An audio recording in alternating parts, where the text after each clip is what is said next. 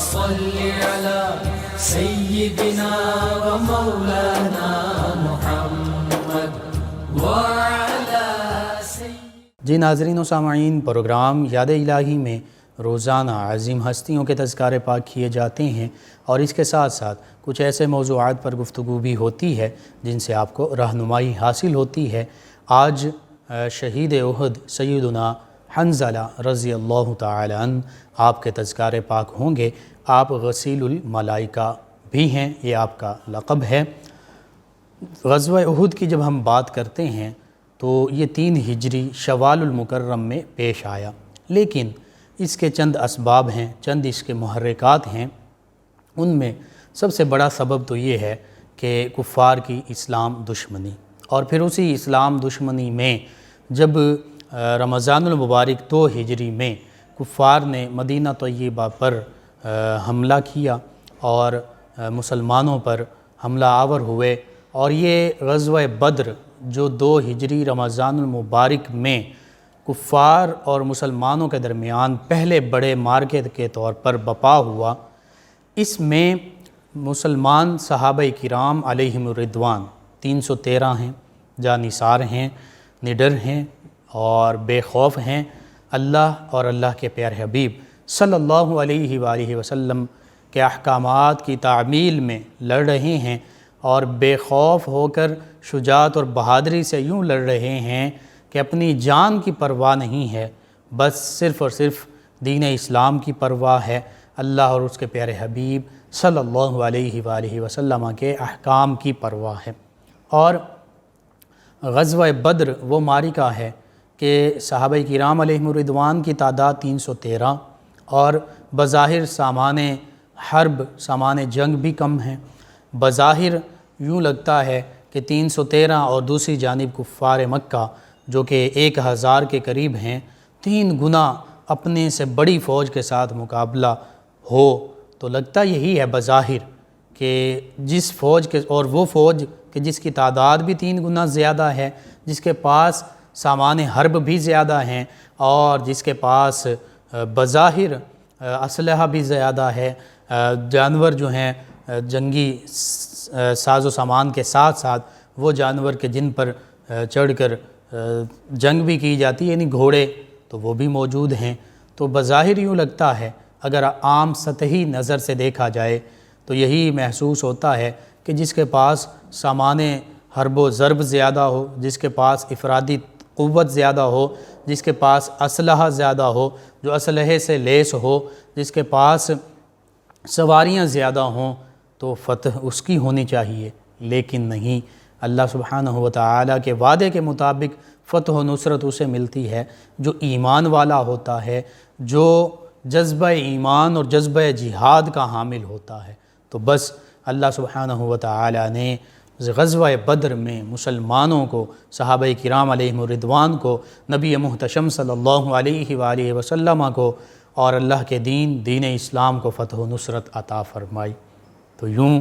یہ غزوہ بدر جو ہے یہ غزوہ احد کا پیش خیمہ بنی۔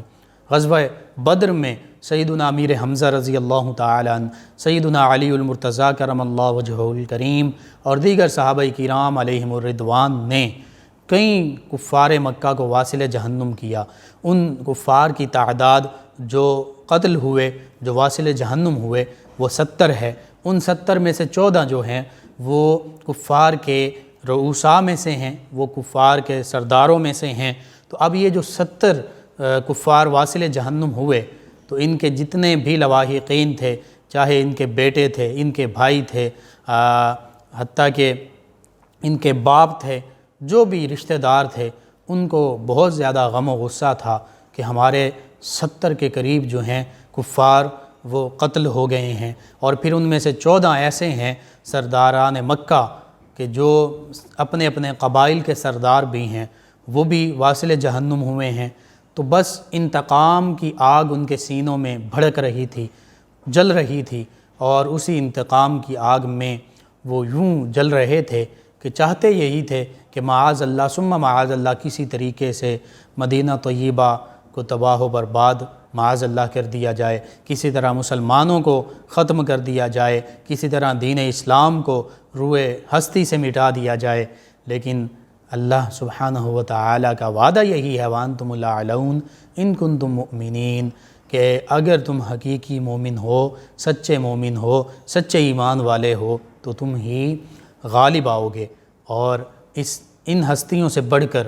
نبی رحمت صلی اللہ علیہ وآلہ وسلم کے تصدق سے، صحابہ کرام علیہم الرضوان سے بڑھ کر کون ایمان والا ہو سکتا ہے کہ جن کے ایمان کی گواہی، جن کی شجاعت اور بہادری کی گواہی اللہ کا قرآن جو ہے بارہا دے رہا ہے۔ حتیٰ کہ قرآن مجید فرقان حمید میں یہ بھی کہا جاتا ہے کہ تم ان کی طرح ایمان لاؤ، وَإِذَا قِيلَ لَهُمْ آمِنُوا كَمَا آمَنَ النَّاسِ، تم ایمان لاؤ ان لوگوں کی طرح جیسے کہ لوگ ایمان لائے، یعنی جیسے صحابہ کرام علیہم الرضوان ایمان لائے تم انہی کی طرح سچے ایمان کے پیکر بن جاؤ۔ یعنی صحابہ کرام علیہم الرضوان تو سچی ایمان والی ہستیاں تھیں، اور وہ شجاعت سے بھرپور تھیں، وہ بے خوف تھے، وہ نڈر تھے، وہ ڈرنے والے نہیں تھے، وہ اللہ کے راستے میں ہمہ وقت لڑنے والے تھے، وہ پیچھے ہٹنے والے نہیں تھے، وہ پیٹھ پھیر کر بھاگنے والوں میں سے نہیں تھے، بلکہ وہ سینہ سپر ہو کر، وہ سینہ سامنے لا کر لڑنے والے تھے۔ اسی لیے تو فرمایا اشداء علی الکفار کہ یہ جو نبی کریم رؤوف الرحیم علیہ الصلاۃ والتسلیم کے معیت یافتہ ہیں، جو آپ کی معیت اور رفاقت حاصل کرنے والے سعادت مند صحابہ کرام علیہم الرضوان ہیں، فرمایا یہ خوف ان کے دلوں میں نہیں سماتا اور یہ ڈرتے نہیں ہیں، بلکہ یہ لڑتے ہیں اور یہ نڈر ہیں، یہ بے خوف ہیں۔ اشداء علی الکفار، کفار کے مقابلے میں یہ بہت زیادہ سخت ہیں۔ شدید کی بھی سپرلیٹیو ڈگری ہے، اشداء، سب سے زیادہ سخت کون ہیں کفار کے مقابلے میں؟ وہ یہی صحابہ کرام علیہم الرضوان ہیں کہ عظیم ہستیاں، ایمان میں بھی کامل اور جہاد میں بھی کامل، جس نمایاں وصف کو دیکھ لیجئے، جس ایمانی صفت کو دیکھ لیجئے، صحابہ کرام علیہم الرضوان ہر اس اوصاف میں سب سے اوپر نظر آتے ہیں، سب سے بلند تر نظر آتے ہیں۔ اسی لیے تو ہمارے پیارے آقا و مولا صلی اللہ علیہ وآلہ وسلم نے ارشاد فرمایا تھا اصحابی کالنجوم، میرے تمام کے تمام صحابہ کرام علیہم الرضوان نجوم ہیں، ستارے ہیں، روشن ستارے ہیں اور نجوم ہدایت ہیں۔ فَبِأَيِّهِمْ اقْتَدَيْتُمْ اهْتَدَيْتُمْ، فرمایا یہ میرے سارے کے سارے صحابہ یہ روشن ستارے ہیں، یہ ایسے ستارے ہیں کہ ان سے تم بھی روشنی حاصل کر سکتے ہو، یہ ہدایت کے روشن ستارے ہیں، یہ ہدایت کے مینارے ہیں، ان میں سے جس کی بھی تم پیروی کرو گے، جس کی بھی اقتداء کرو گے، تم ہدایت پا جاؤ گے، تم بھی روشنی حاصل کر لو گے، تم بھی روشنی پا لو گے، تم بھی ہدایت کے سیدھے راستے پر گامزن ہو جاؤ گے۔ تو یوں صحابہ کرام علیہم الرضوان بلا شبہ نجوم ہدایت ہیں، آسمان ہدایت کے بلند تر اور روشن ستارے ہیں کہ ان میں سے جس بھی ہستی کی، سبھی عظیم ہستیاں ہیں، جس بھی عظیم ہستی کی پیروی ہم کریں گے، اقتداء کریں گے، ان کے نقش قدم پر چلیں گے تو ہم بھی ہدایت یافتہ ہو جائیں گے۔ اسی لیے یہ عظیم ہستیاں یہ جس میدان میں بھی گئیں، میدان علم میں موجود ہیں تو علم کے بلند تر ستارے ہیں، میدان جہاد میں موجود ہیں تو جہاد کے بلند تر ستارے ہیں، حتیٰ کہ جس میدان میں یہ جاتے ہیں اس میدان میں یہ عظمت و شان اور رفعت کے جھنڈے گاڑ دیتے ہیں۔ اور انہی صحابہ کرام علیہم الرضوان کے بارے میں نبی محتشم صلی اللہ تعالی علیہ وآلہ وسلم نے یہ بھی ارشاد فرما دیا تھا کہ میرے صحابہ کرام علیہم الرضوان زمین کے خطہ ارضی کے جس حصے پر وصال پائیں گے، وفات پائیں گے، جہاں جہاں ان کی تدفین ہوگی، چاہے علالت طبعی کے باعث وصال پاتے ہیں، چاہے شہادت کا بلند رتبہ پاتے ہوئے وصال پا جاتے ہیں، فرمایا جس خطہ ارضی پر، زمین کے جس حصے پر یہ وصال پائیں گے، جب روز قیامت یہ اپنے قبور اطہار سے اٹھیں گے تو ایسے اٹھیں گے کہ یہ اس علاقے والوں کے لیے لیڈر ہوں گے، قائد ہوں گے، اور اس کے ساتھ ساتھ اس علاقے والوں کے لیے نور بن کر اٹھیں گے، روشنی کا مینارہ بن کر اٹھیں گے۔ تو یوں صحابہ کرام علیہم الرضوان نہ صرف ان کی ظاہری حیات طیبہ یہ ہمارے لیے مشعل راہ ہے، اور ہمارے لیے نبی محتشم صلی اللہ علیہ وآلہ وسلم کے بعد ان کی سیرت اور کردار، چونکہ ان کی سیرت اور کردار پر کن کا عکس ہے؟ وہ نبی کریم رؤوف الرحیم علیہ صلاۃ و تسلیم ہی کا عکس ہے، یہ انہی کی عکس ہیں اور انہی کا پرتو ان پر موجود ہے۔ تو جیسے سورج کی روشنی جس جس حصے پر جس جس جگہ پر پڑتی ہے اور براہ راست پڑتی ہے تو وہ حصہ چمک اٹھتا ہے، وہ حصہ روشن ہو جاتا ہے، وہ حصہ منور ہو جاتا ہے۔ دن کے وقت سورج کی روشنی جہاں جہاں پڑتی ہے تو وہ حصے روشن اور منور ہو جاتے ہیں، لیکن اگر دن کے وقت بھی جن حصوں پر سورج کی روشنی نہ پڑے تو وہ تاریک ہی رہتے ہیں، تاریک کمروں میں، تاریک غاروں میں، جہاں ڈائریکٹ سورج کی روشنی نہ پڑ رہی ہو تو وہ یوں ہی تاریک رہتے ہیں۔ تو بس سراجم منیرہ وہ سورج کہ جو خود بھی روشن ہے، جو دوسروں کو بھی روشن اور منور فرماتا ہے، اور ایسا سورج، یہ دنیا کا سورج جو ہے، یہ آسمان کا سورج جو ہے، یہ دن کے وقت تو روشن ہوتا ہے، دن کے وقت روشنی دیتا ہے، لیکن یہ ایسا سورج ہے کہ جب رات کے وقت اس کی روشنی ماند پڑ جاتی ہے تو پھر رات کے وقت تاریکی چھا جاتی ہے۔ لیکن سراجم منیرہ اللہ سبحانہ وتعالی نے اپنے پیارے حبیب مکرم صلی اللہ علیہ وآلہ وسلم کو فرمایا کہ یہ ایسے سورج ہیں کہ جو روشن ہیں، جو خود بھی روشن ہیں، جو دوسروں کو بھی روشن کر دیتے ہیں۔ سراج کا معنی ہوتا ہے سورج اور روشن سورج، اور منیرہ کا معنی ہوتا ہے، سراج کا معنی جو خود بھی روشن ہے، اور منیرہ کا معنی ہے جو دوسروں کو بھی روشن کر دے۔ تو یوں نبی رحمت صلی اللہ علیہ وآلہ وسلم وہ سراج منیر ہیں، وہ روشن چمکتے دمکتے ہوئے چراغ ہیں، وہ روشن چمکتے دمکتے ہوئے سورج ہیں کہ جن کی روشنی کبھی ماند نہیں پڑتی، جن کی روشنی میں کبھی کوئی فرق نہیں آتا، دن ہو یا رات ہو، جو بھی ان نبی محتشم صلی اللہ علیہ وآلہ وسلم کی بارگاہ میں حاضر ہو جائیں وہ روشن ہو جاتے ہیں، وہ منور ہو جاتے ہیں، وہ چمک اٹھتے ہیں۔ تو صحابہ کرام علیہم الرضوان اسی وجہ سے نور بھی ہیں، روشن بھی ہیں، منور بھی ہیں، نجوم ہدایت بھی ہیں، ہدایت کے روشن ستارے بھی ہیں۔ صحابہ کرام علیہم الرضوان ہدایت کے روشن ستارے ہیں، اور نبی کریم رؤوف الرحیم علیہ صلاۃ و تسلیم اس ہدایت کا مرکز و محور ہیں، اور ایسا مرکز و محور ہیں کہ روشن منور سورج ہیں، سراج منیر ہیں۔ ایسے سراج منیر، ایسے روشن سورج ہیں کہ نہ دن میں نہ رات میں آپ کی روشنی ماند پڑتی ہے، وہ نور کبھی ماند نہیں پڑتا۔ آج بھی اسی نور سے، اسی سراج منور کے، سراج منیر کی روشنی سے ہم بھی اپنے دلوں کو ایمان کی روشنی سے منور کر رہے ہیں۔ تو یہ وہ نور ہے کہ جو کبھی ماند نہیں پڑتا۔ تو نبی کریم صلی اللہ علیہ وآلہ وسلم روشن سورج ہیں اور روشن چراغ ہیں، تو صحابہ کرام علیہم الرضوان اسی روشن سورج، اسی روشن چراغ سے روشنی پانے والے نجوم ہدایت کے ستارے ہیں۔ آج ہم دیکھتے ہیں کہ چاند ہو یا ستارے ہوں، یہ سبھی سورج سے ضیاء پاتے ہیں، یہ سورج سے اپنی روشنی حاصل کرتے ہیں۔ تو بس بلا تشبیہ و بلا تمثیل زمین کا یہ سورج ماند پڑ سکتا ہے، یہ سورج غروب ہو سکتا ہے، اس کی روشنی ماند پڑ سکتی ہے، لیکن جو کائنات کا حقیقی سورج ہے اور روشن منور سورج ہے، جو ایسے ماہتاب ہیں، ایسے آفتاب ہیں کہ جن جیسا کوئی ماہتاب نہیں، جن جیسا کوئی آفتاب نہیں، جن جیسا کوئی خورشید نہیں، وہ خورشید رسالت کی ضیاء باریاں ایسی ہیں۔ آپ کے سامنے میں وہ ایک واقعہ عرض کر دوں کہ صحابہ کرام علیہم الرضوان نبی محتشم صلی اللہ علیہ وآلہ وسلم کی بارگاہ میں موجود ہیں، اور رات کا وقت ہو چکا ہے، اب وہ اپنے گھروں کو جانا چاہتے ہیں، اور رات جو ہے وہ تاریک ہے، چاند جو ہے اس کی روشنی جو ہے وہ بہت کم ہے۔ تو اب اس موقع پر نبی رحمت صلی اللہ علیہ وآلہ وسلم ان کے جو چھڑی ان کو دیتے ہیں اس کو اپنا دست مبارکہ لگا دیتے ہیں۔ آپ کا دست مبارکہ جب اس چھڑی کو چھو جاتا ہے تو اس چھڑی میں روشنی آ جاتی ہے۔ وہ دونوں صحابہ کرام علیہم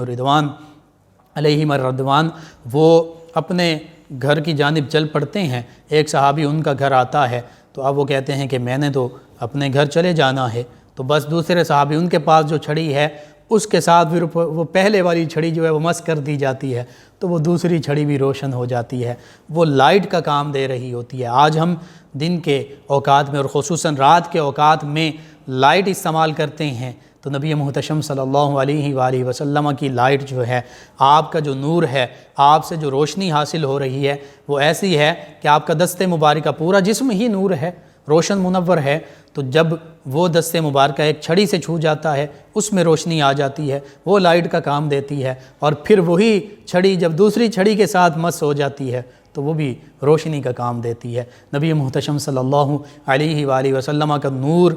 تو ایسا ہے، آپ کی روشنی تو ایسی ہے کہ سیدہ عائشہ صدیقہ رضی اللہ عنہا، مومنوں کی ماں ام المومنین، آپ فرماتی ہیں کہ مجھ سے وہ سوئی گم ہو گئی، اور چونکہ ابھی اندھیرا تھا، نبی محتشم صلی اللہ علیہ وآلہ وسلم تشریف لائے، آپ مسکرائے تو بس مسکرانے سے اتنی روشنی ہو گئی کہ کمرے میں وہ سوئی جو ہے وہ میں نے ڈھونڈ لی۔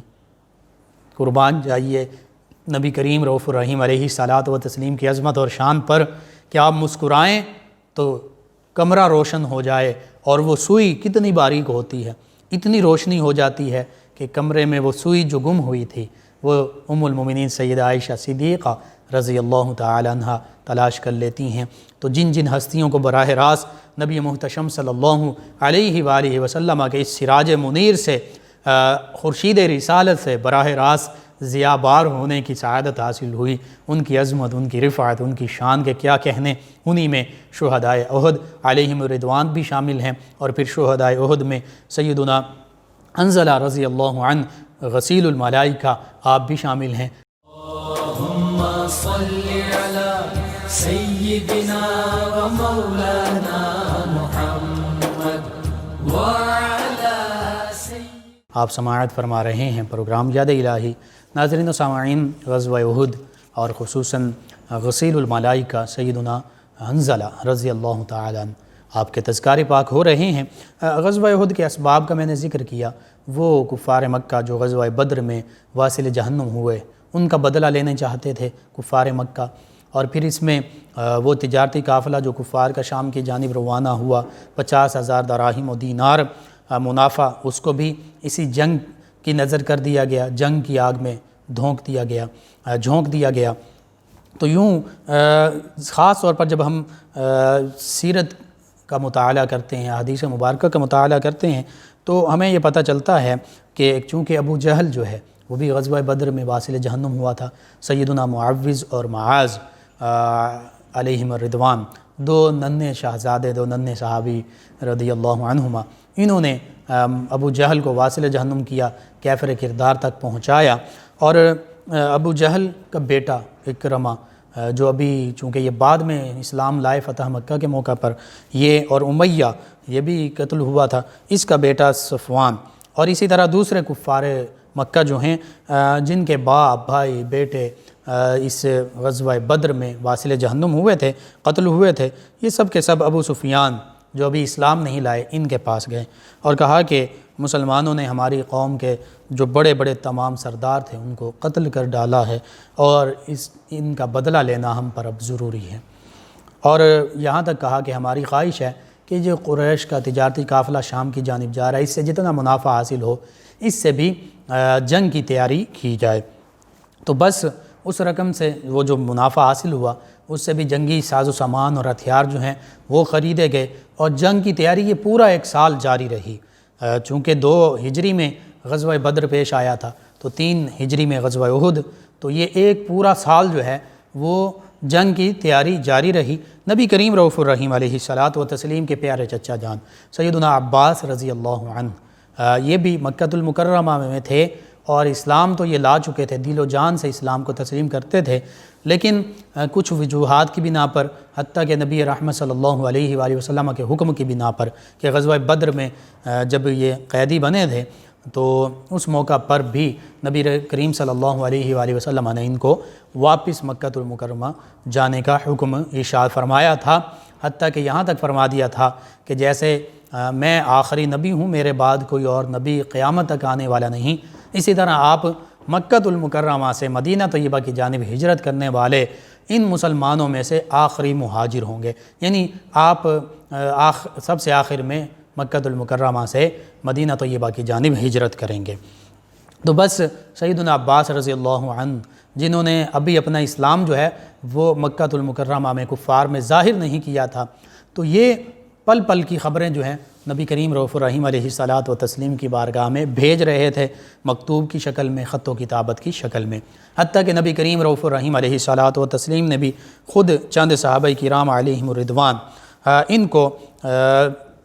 مکۃ المکرمہ کی جانب سے جب یہ کفار کا لشکر چلا ہے تو ان کی خبر لینے کے لیے، ان کی مخبری کے لیے بھیجا تھا۔ انہوں نے بھی آ کر یہ ساری خبریں نبی کریم صلی اللہ علیہ وآلہ وسلم تک پہنچائیں۔ سارے ان کے معاملات جو ہیں ان سے نبی کریم صلی اللہ علیہ وآلہ وسلم کی بارگاہ میں وہ باتیں آ کر عرض کرتے گئے۔ اسی طرح نبی کریم رؤوف الرحیم علیہ الصلاۃ و تسلیم نے بھی صحابہ کرام علیہم الرضوان کو حکم دے دیا تھا کہ وہ جنگ کی تیاری کریں۔ نبی کریم رؤوف الرحیم علیہ الصلاۃ و تسلیم نے پھر صحابہ کرام علیہم الرضوان سے مدینہ طیبہ میں یہ مشورہ بھی کیا تھا، اور مدینہ طیبہ میں جب جنگ کے بارے میں مشورہ ہو رہا تھا کہ جنگ مدینہ طیبہ میں ہی لڑی جائے، خندق کھودی جائے اور مدینہ طیبہ کا دفاع مدینہ طیبہ کے اندر رہ کر ہی کیا جائے، یعنی مدینہ طیبہ کی سرحدوں پر رہ کر کیا جائے یا پھر باہر کھلے میدان میں جا کر جنگ لڑی جائے، تو اس موقع پر جو نوجوان صحابہ کرام علیہم الرضوان تھے اور خصوصاً جو غزوہ بدر میں بھی شریک نہیں ہو سکے تھے، اس وقت کم سن تھے، عمر ان کی جو ہے وہ نہیں تھی کہ جس پہ انہیں جہاد میں شامل کیا جاتا، تو ان کا جوش و جذبہ جو تھا، جہاد کا جوش اور جذبہ ایسا تھا کہ وہ یہ چاہتے تھے کہ کھلے میدان میں شجاعت اور بہادری کے جوہر دکھائے جائیں۔ تو ان کا یہ مشورہ تھا کہ میدان جہاد میں، کھلے میدان میں جنگ لڑی جائے، اور اس کے ساتھ ساتھ دیگر کچھ صحابہ کرام علیہم الرضوان ان کا مشورہ یہ تھا کہ مدینہ طیبہ ہی کے دفاع میں جنگ لڑی جائے، مدافعانہ جنگ لڑی جائے اور خندق کھودی جائے، اس طرح باہر میدان میں جنگ نہ لڑی جائے۔ دونوں کے مشورے اپنی جگہ پر بالکل خوب تھے۔ نبی کریم صلی اللہ علیہ وآلہ وسلم کا بظاہر یہی ارادہ تھا کہ مدینہ طیبہ ہی کے دفاع میں جنگ لڑی جائے، لیکن چونکہ صحابہ کرام علیہم الرضوان ان کا بھی یہی مشورہ تھا کہ کھلے میدان میں جنگ لڑی جائے، اور یہاں پر عبداللہ بن ابی وہ بھی یہی چاہتا تھا کہ مدینہ طیبہ کے اندر رہ کر جنگ لڑی جائے۔ تو نبی کریم صلی اللہ علیہ وآلہ وسلم نے جب یہ دیکھا کہ صحابہ کرام علیہم الرضوان اور خصوصاً وہ نوجوان بھی بہت زیادہ جذبہ جہاد سے معمور ہیں، تو آپ پھر اپنے کاشانہ اقدس پر تشریف لے گئے اور آپ نے زرہ جو ہے، زرہ مبارکہ وہ پہن لی، اور جب زرہ پہن لی باہر تشریف لائے تو اس موقع پر وہ صحابہ کرام کہ جو یہ چاہتے تھے کہ کھلے میدان میں جنگ لڑی جائے، انہوں نے بھی اب دوسرے صحابہ کرام کی معیت اختیار کی، تائید کی، اور عرض کرنے لگے کہ یا رسول اللہ صلی اللہ علیہ وسلم، جیسے یہ صحابہ کرام علیہم الرضوان فرماتے ہیں جیسے آپ کا حکم ہو، مدینہ طیبہ کے اندر ہی رہ کر جنگ لڑی جائے۔ تو اس موقع پر پیارے آقا و مولا صلی اللہ علیہ وآلہ وسلم نے ارشاد فرمایا کہ اللہ کا نبی جب جنگ کے لیے تیار ہو جائے، زرہ پہن لے، تو پھر وہ زرہ اتارا نہیں کرتے، تو اس لیے اب میدان جہاد میں ہی، کھلے میدان میں ہی کفار کے ساتھ مقابلہ کیا جائے گا۔ بس پھر آقا و مولا صلی اللہ علیہ وآلہ وسلم، آپ کے جانثار اور حتیٰ کہ عبداللہ بن ابی اس کے ساتھ ہی، یہ تقریباً 1000 کی تعداد بنتی تھی، یہ مدینہ طیبہ سے روانہ ہوئے۔ اب اس موقع پر عبداللہ بن ابی نے یہ بہانہ بنایا، وہ اصل میں مدینہ طیبہ کے اندر بھی نہیں لڑنا چاہتا تھا، بس اس کا مقصد یہ تھا کہ لڑنے والوں میں ہمارا نام شامل ہو جائے، مال غنیمت ہم حاصل کر لیں، اور بظاہر ہم یہ کہیں کہ ہم نے مسلمانوں کا ساتھ دیا، لیکن حقیقت میں وہ مسلمانوں کے ساتھ نہیں تھا، وہ یہاں کی خبریں جو ہیں وہ مکۃ المکرمہ پہنچا رہا تھا، وہ یوں سمجھ لیجئے کہ غداری کا فریضہ سر انجام دے رہا تھا، وہ مسلمانوں کے ساتھ رہ کر غدار تھا، مسلمانوں کے ساتھ وہ اور دیگر منافقین جب صحابہ کرام علیہم الرضوان کے پاس آتے، قرآن مجید فرقان حمید میں مکمل اس کا تذکرہ موجود، تو وہ کہتے ہم تمہارے ساتھ ہیں، لیکن جب اپنے یہود کے ساتھ، منافقین کے ساتھ یا مشرکین کے ساتھ جا کر ملتے تو انہیں کہتے نہیں، ہم تو معاذ اللہ ان کے ساتھ مذاق کر رہے تھے، اور ہم معاذ اللہ ثم معاذ اللہ صحابہ کرام علیہم الرضوان کو وہ بے وقوف کہا کرتے کہ ہم ان بے وقوفوں کی طرح ایمان لائیں۔ تو پہلے پارے میں ہی دوسرے رکوع میں سورہ بقرہ کے یہ سارا تفصیل کے ساتھ موجود ہے، حتیٰ کہ اللہ سبحانہ وتعالی فرماتا ہے اللہ یستہزئ بہم، کہ اللہ سبحانہ وتعالی ان سے استہزاء فرما رہا ہے۔ وہ کہتے ہیں نا کہ ہم تو صحابہ کرام سے مذاق کرتے ہیں، تو اللہ نے فرمایا نہیں، اللہ سبحانہ و تعالیٰ ان سے استہزاء فرما رہا ہے جیسا کہ اس کی شان کے لائق ہے، اور اللہ سبحانہ و تعالیٰ نے ان کی چالوں کو انہی پر پلٹ دیا۔ واللہ خیر الماکرین، جو فرمایا کہ کفار جو ہیں یہ مکر کرتے ہیں اور اپنی تدبیریں چلتے ہیں، تو اللہ سبحانہ و تعالیٰ فرماتا ہے واللہ خیر الماکرین، مکر اللہ بھی خفیہ تدبیریں فرما رہا ہے جیسا کہ اس کی شان کے لائق ہے، اور سب سے بہتر خفیہ تدبیر فرمانے والا اللہ سبحانہ و تعالیٰ ہی ہے۔ تو یوں اللہ سبحانہ و تعالیٰ جو چاہتا ہے وہی ہوتا ہے۔ بہرحال جب صحابہ کرام علیہم الرضوان میدان احد کی جانب گامزن ہیں، جا رہے ہیں، تو اس موقع پر عبداللہ بن ابی اپنے 300 ساتھیوں کے ساتھ یہ کہہ کر واپس پلٹ گیا کہ چونکہ میرا مشورہ نہیں مانا گیا کہ مدینہ طیبہ کے اندر رہ کر لڑائی لڑی جائے، تو اس لیے میں اس جنگ میں شامل نہیں ہوں گا۔ حتیٰ کہ اس موقع پر یہود کے لوگ بھی نبی کریم صلی اللہ علیہ وآلہ وسلم کے ساتھ دینے کے لیے آئے، تو آپ نے پوچھا یہ کون ہے؟ لشکر ان کا ایک آیا، تو صحابہ کرام علیہ رضوان نے عرض کیا یا رسول اللہ صلی اللہ علیہ وسلم یہ جنگ میں ساتھ شامل ہونا چاہتے ہیں، تو آپ نے فرمایا کہ ہم مشرکین کے مقابلے میں مشرکین سے مدد نہیں لیا کرتے، یعنی کفار مکہ بتوں کی پوجا کرتے تھے، اللہ کے سوا بتوں کو اپنا الہ مانتے تھے، خدا مانتے تھے، تو وہ بھی مشرکین تھے، اور یہ یہود جو ہیں یہ سیدنا عزیر علیہ السلام ان کو اللہ کا بیٹا کہتے تھے، تو یوں یہ بھی شرک کرتے تھے، اللہ کے سوا کسی اور کو اللہ کے ساتھ شامل کر رہے ہیں، تاکہ اللہ کا بیٹا بنا رہے ہیں۔ لم یلد ولم یولد، وہ تو ماں باپ سے بھی پاک ہے، وہ اولاد سے بھی پاک ہے، نہ اس نے کسی کو جنا نہ وہ کسی سے جنا گیا۔ تو یوں اللہ کے پیارے حبیب مکرم صلی اللہ علیہ وآلہ وسلم نے یہ اصول متعین فرما دیا کہ مسلمان کبھی بھی مشرکین کے مقابلے میں مشرکین کی مدد حاصل نہیں کرتے، اور خصوصاً غزوہ احد میں بھی اس کا عملی مظاہرہ بھی آپ نے کر کے دکھا دیا۔ تو یوں نبی محتشم صلی اللہ علیہ وآلہ وسلم جمعۃ المبارک کو روانہ ہوئے، اور آپ نبی کریم صلی اللہ علیہ وآلہ وسلم کا اکثر معمول یہی ہوا کرتا تھا کہ جمعۃ المبارک کے دن جو ہے کسی بھی غزوہ کے لیے مہم کے لیے تشریف لے جایا کرتے تھے، اور پھر ہفتے والے دن میدان احد میں پڑاؤ ڈالا، اور پھر نبی کریم صلی اللہ علیہ وآلہ وسلم نے صحابہ کرام کو وہاں اپنی اپنی جگہ پر متعین فرمایا۔ صحابہ کرام علیہم الرضوان بہت زیادہ جذبے کے ساتھ میدان احد میں حاضر ہوئے تھے، اور خصوصاً وہ صحابہ کرام بھی اس میں شامل تھے جو غزوہ بدر میں شامل نہیں ہو سکے تھے۔ نبی کریم رؤوف الرحیم علیہ الصلاۃ والتسلیم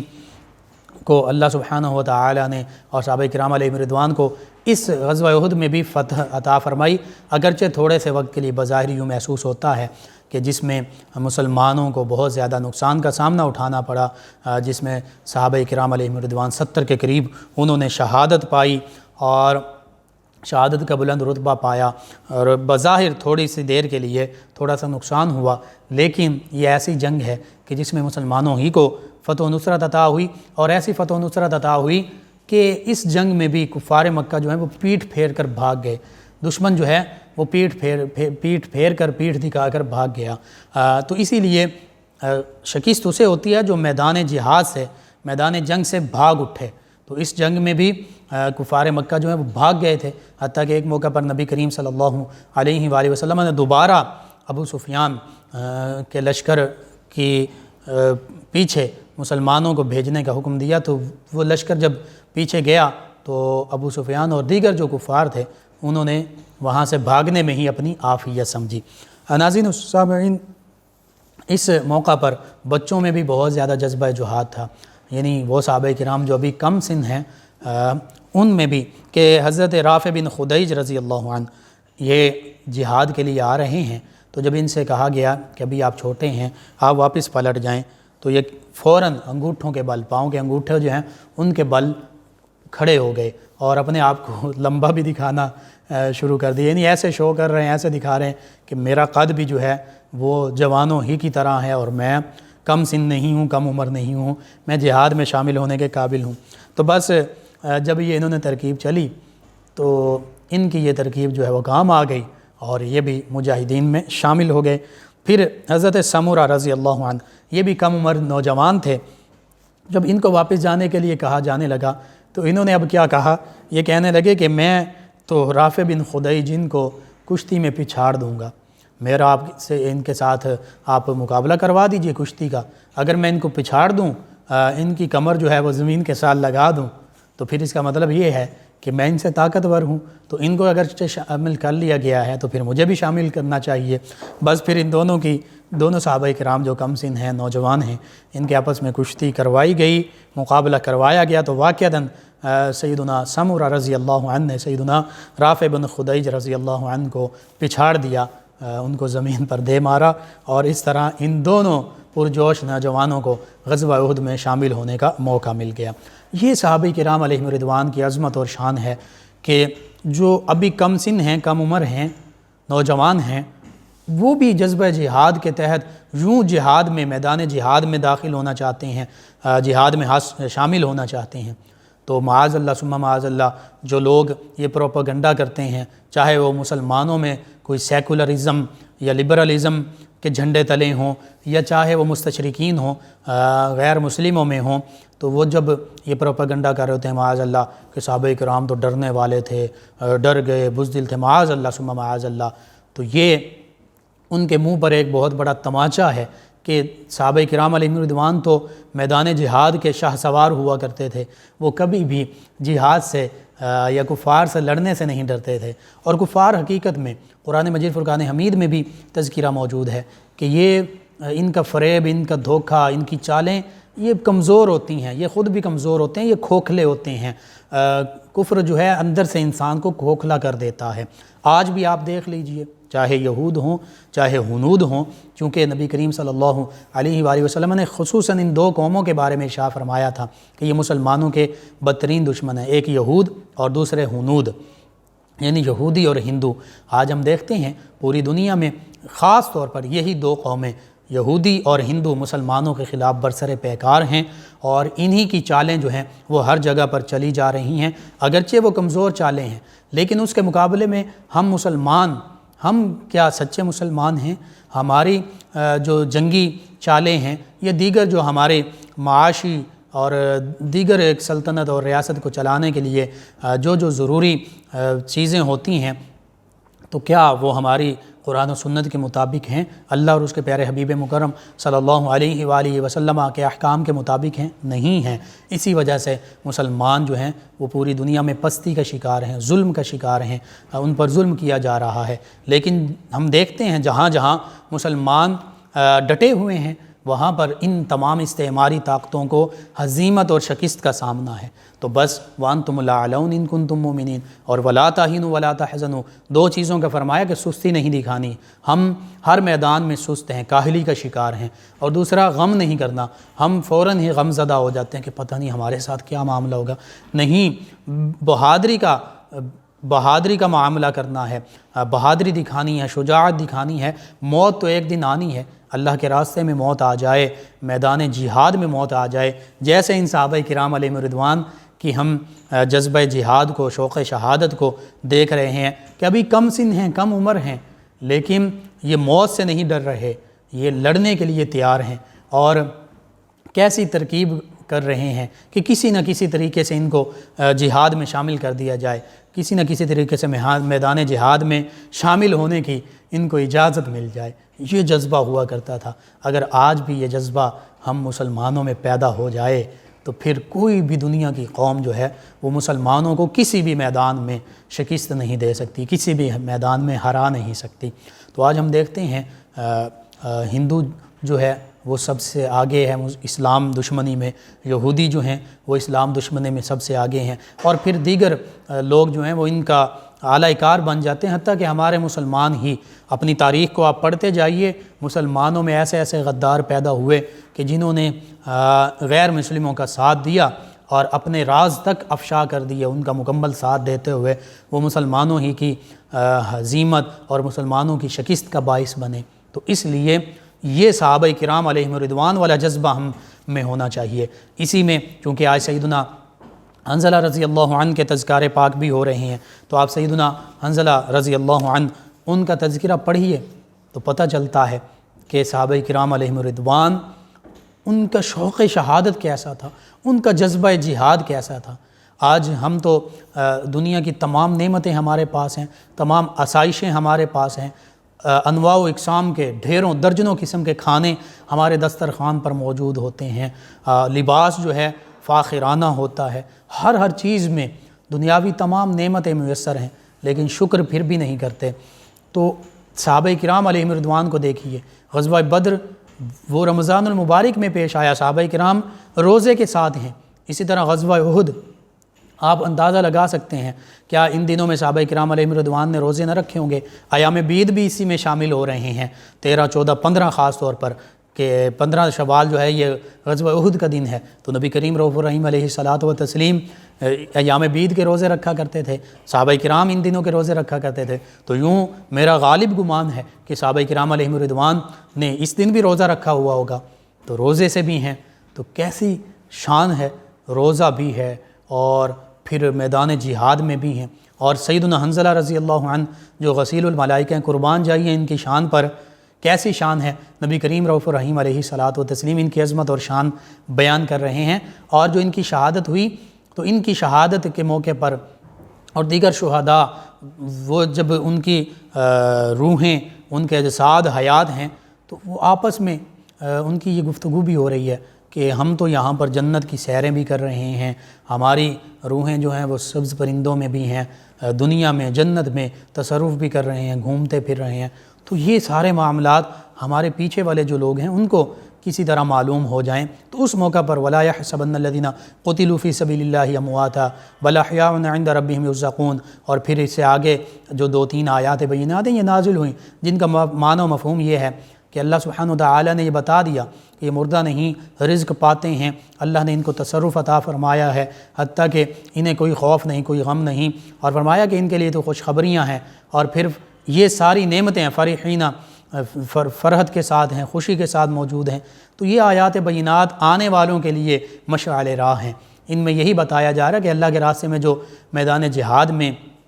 شہادت پائے گا اس کو بہت زیادہ عظمتیں، شانیں، رفعتیں اور حیات ابدی حاصل ہو جائے گی۔ سیدنا حنظلہ رضی اللہ عنہ ان کی بہت قربانیاں ہیں۔ ان کا والد ہے ابو عامر راہب، کہ جو غزوہ احد میں سب سے پہلے میدان میں آیا اور پھر بھاگ گیا۔ تو اسی کے بارے میں سیدنا حنظلہ رضی اللہ عنہ یہ شب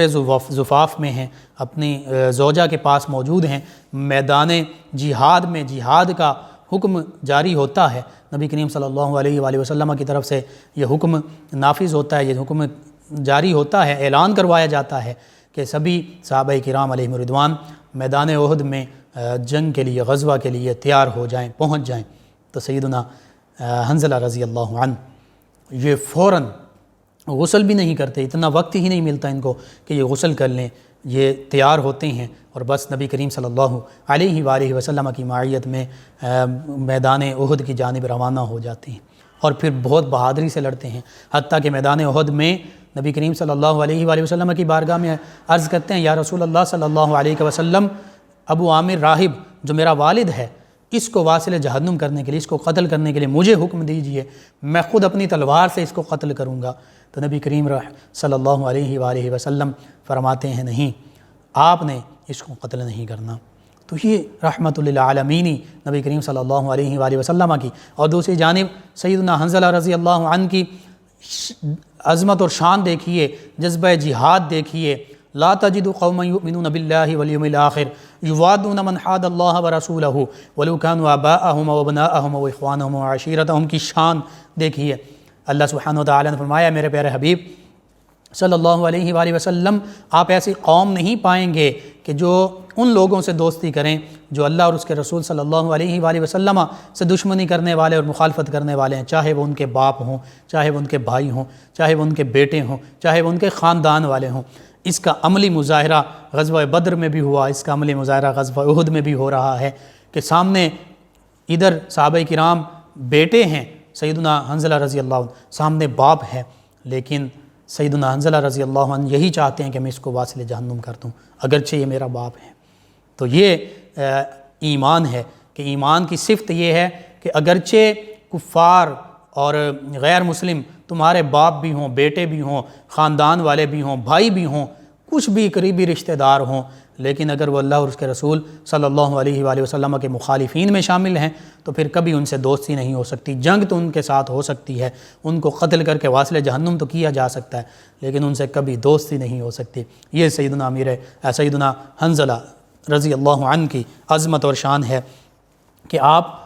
اسلام کے پرچم کے نیچے جہاد کر رہے ہیں، علم جہاد بلند کیا ہوا ہے، اور اپنے والد کو بھی واسل جہنم کرنے کے لیے، چونکہ وہ کفار کی جانب سے حملہ آور ہے، تیار ہیں۔ اسی طرح سیدنا حنظلہ رضی اللہ عنہ جب لڑ رہے ہیں تو اس لڑائی کے دوران ابو سفیان پر حملہ کر دیا، اور قریب ہے کہ ابو سفیان کو یہ قتل کر دیتے۔ اس موقع پر شداد بن الاسود یہ کفار کی جانب سے موجود ہے، تو یہ اچانک پیچھے سے حملہ کرتا ہے، اور پیچھے سے حملہ کر کے جھپٹ کر جب اس نے وار کیا، شیر پر وار کیا، پیچھے سے شیروں پر وار کیا جاتا ہے، تو اس موقع پر سیدنا حنظلہ رضی اللہ عنہ شہید ہو جاتے ہیں۔ اور پھر جب یہ شہید ہوتے ہیں تو ان کا جسم اطہر جو ہے وہ زمین پر موجود نہیں ہے، صحابہ کرام علیہ رضوان ڈھونڈ رہے ہیں، تو اس موقع پر نبی کریم صلی اللہ علیہ وآلہ وسلم فرماتے ہیں کہ ان کو تو جو فرشتے ہیں وہ ان کو غسل دے رہے ہیں، اور پھر غسل دے کر واپس لایا گیا، اور پھر ان کی زوجہ سے بھی پوچھا گیا یہ معاملہ، تو انہوں نے کہا کہ جب جہاد کا اعلان ہوا تو وہ میرے ساتھ موجود تھے، اور بس اسی موقع پر فوراً وہ میدان جہاد کی طرف چلے گئے، انہوں نے غسل بھی نہیں کیا تھا۔ اس وجہ سے نبی کریم صلی اللہ علیہ وآلہ وسلم نے ان کو غسیل الملائکہ کا لقب دیا کہ یہ وہ ہستی ہیں جن کو ملائکہ نے غسل دیا۔ یہاں تک فرمایا کہ ان کے لیے یہ بہت بڑا مقام ہے، اور ان کے لیے کون سا مقام چاہیے۔ تو یہ صحابہ کرام علیہم الرضوان کی عظمت اور شان ہے کہ صحابہ کرام علیہم الرضوان اپنے آرام کو بھی نہیں دیکھتے، سب کچھ پیچھے چھوڑ دیتے ہیں اور میدان جہاد میں فوراً کود پڑتے ہیں۔ اللہ سبحانہ وتعالی سے دعا ہے کہ اللہ تعالی ہمیں بھی ان عظیم ہستیوں جیسا جذبہ جہاد عطا فرمائے، اور ہمارے امت مسلمہ کے جتنے بھی ممالک جو ہیں وہ جہاد کر رہے ہیں، کفار کے ساتھ، استعماری طاقتوں کے ساتھ جہاد کر رہے ہیں، لڑ رہے ہیں، اللہ سبحانہ وتعالی انہیں فتح و نصرت عطا فرمائے، آمین۔ اللہم صلی علی سیدنا و مولانا محمد وعلی آپ سماعت فرما رہے ہیں پروگرام یاد الہی۔ ناظرین و سامعین، غزوہ احد کے ایک گوشے کا آج تذکرہ ہوا جس میں سیدنا حنظلہ رضی اللہ تعالی عنہ کی شہادت خاص طور پر آج کے پروگرام میں قابل ذکر ہے۔ اور جب ہم غزوہ احد کا پڑھتے ہیں قرآن مجید فرقان حمید میں، سورہ آل عمران میں بھی آپ اس کو پڑھیے، اور اسی طرح احادیث مبارکہ میں، صحیح بخاری میں، دیگر احادیث مبارکہ کی کتب میں جو کتاب المغازی ہے، کتاب الجہاد ہے، ان میں پڑھیے، تو پھر ہمیں پتہ چلتا ہے کہ نبی کریم رؤوف الرحیم علیہ الصلاۃ والتسلیم اور صحابہ کرام علیہم الرضوان انہوں نے اسلام کی خاطر کیسی کیسی قربانیاں دی، اور پھر اللہ سبحانہ وتعالی نے انہیں قربانیوں کے وجہ سے اسلام کو بھی سربلندیاں عطا فرمائیں، اور ان صحابہ کرام علیہم الرضوان کو بھی عظمتیں اور رفعتیں اور شانیں عطا فرمائیں کہ صحابیت بہت بلند مقام ہے، انبیاء و مرسلین علیہم الصلاۃ والتسلیم کے بعد بہت بڑا یہ درجہ ہے، بہت بڑا مقام ہے۔ یہ بلند مقام تو پایا ہی، لیکن اس کے ساتھ ساتھ یعنی نبیین پھر صدیقین، نبیین کے بعد یہ صدیقین کا مقام ہے، دوسرا صحابیت کا مقام، تو اس کے ساتھ ساتھ تیسرا بلند مقام جو شہادت کا مقام ہے وہ شہداء، وہ بھی ان ہستیوں نے پایا، اور صالحین کا مقام تو تھا ہی تھا، اللہ کے صالحین بندوں میں تو سبھی شامل ہیں۔ تو یوں آج ان عظیم ہستیوں سے ہمیں کیا سبق حاصل ہوتا ہے، غزوہ احد میں سے ہمارے لیے کیا سبق موجود ہے، اسی طرح سیدنا حنظلہ رضی اللہ عنہ کی شہادت میں ہمارے لیے کیا رہنمائی موجود ہے۔ بس آپ غور و فکر کیجئے تو واضح یہ سبق موجود ہے، واضح رہنمائی موجود ہے کہ آج بھی مسلمان اگر دین اسلام کی خاطر متفق ہو جائیں، متحد ہو جائیں، اکٹھے ہو جائیں، اور جہاں جہاں مسلمانوں پر ظلم و ستم ہو رہا ہے وہاں وہاں تمام مسلمان جو ہیں وہ جہاد کا علم بلند کر دیں، اور لڑتے ہوئے اللہ کے راستے میں شہادت بھی پائیں اور کفار کو واصل جہنم کرتے جائیں، تو پھر اسی طرح مسلمانوں کو دوبارہ آزادی، فتح و نصرت بھی عطا ہو سکتی ہے، اور اسلام کو دوبارہ سربلندی بھی عطا ہو سکتی ہے۔ دیکھیے غزوہ احد میں صحابہ کرام علیہم الرضوان، غزوہ بدر میں، دیگر غزوات میں تعداد میں بھی کم ہوتے تھے، سامان حرب بھی کم ہوتا تھا، لیکن جذبہ جہاد بلند ہوتا تھا، ایمان میں سب سے افضل و اعلیٰ اور برتر و بالا ہوتے تھے، اتفاق اور اتحاد کے ساتھ جب لڑتے تھے تو اللہ سبحانہ وتعالی نے قرآن مجید فرقان حمید میں فرمایا ہے کہ ایک ایک کے بدلے کئی کفار جو ہیں وہ